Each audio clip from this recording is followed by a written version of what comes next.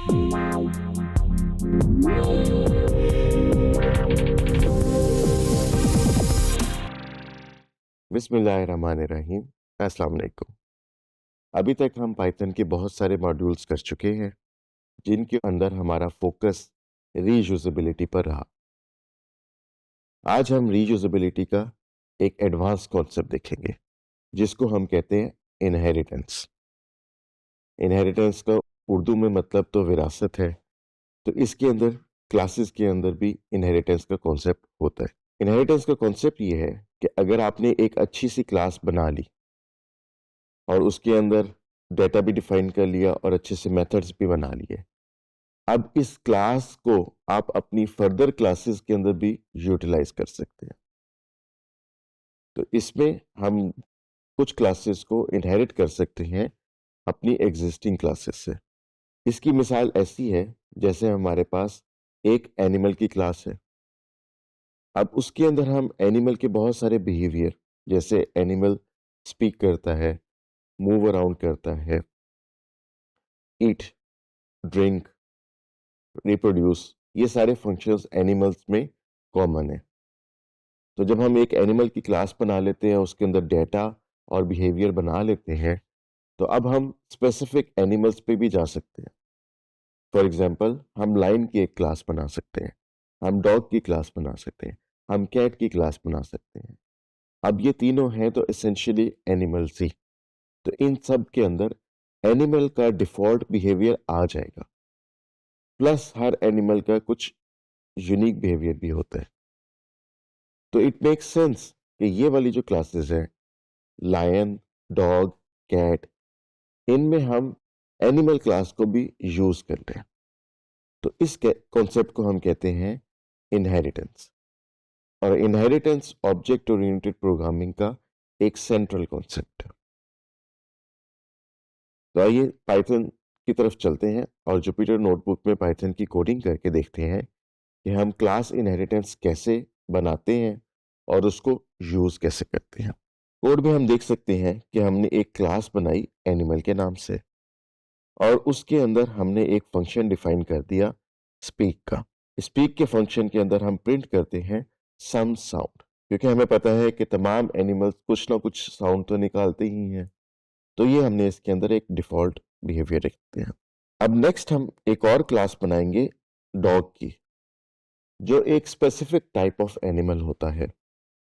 और हम ये चाहेंगे कि डॉग क्लास में एनिमल क्लास के सारे बिहेवियर्स आ जाए, प्लस डॉग के अपने कुछ बिहेवियर भी हम डिफाइन कर सकते हैं।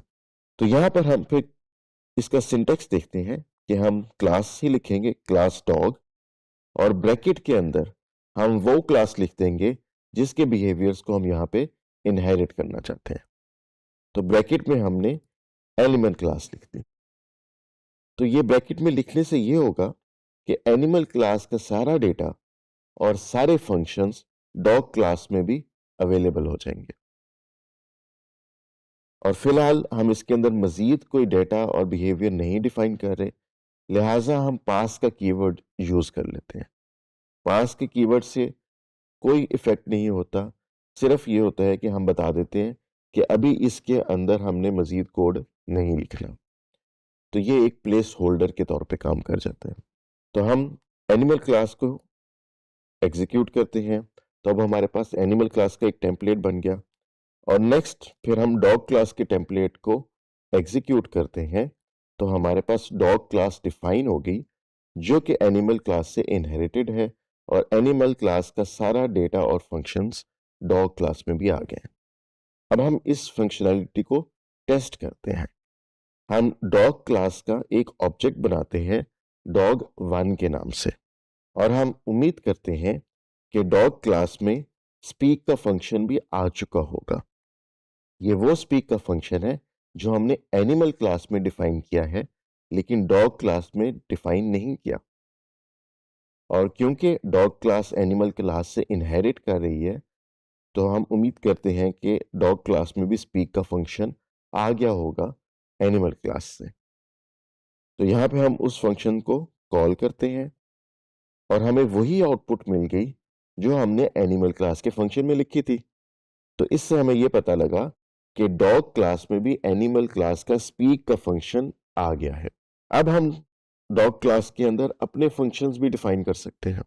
तो नीचे हम डॉग की क्लास की एक मॉडिफाइड फॉर्म देखते हैं जिसमें डॉग क्लास एनिमल क्लास से ही इनहेरिट हो रही है और हम डॉग क्लास के अंदर उसका अपना एक फंक्शन डिफाइन कर रहे हैं, बार्क का।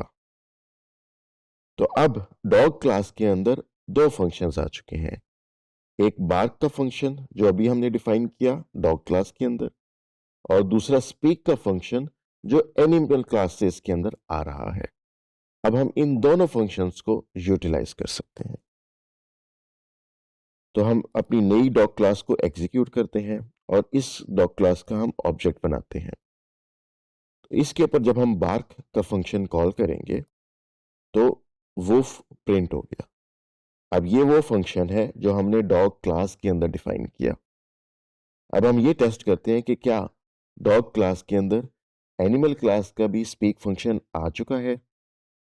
तो अगर हम इस कोड को एग्जीक्यूट करें तो हमें ये पता लग गया कि डॉग क्लास में स्पीक का फंक्शन भी मौजूद है जो कि एनिमल क्लास से इनहेरिट हो गया है।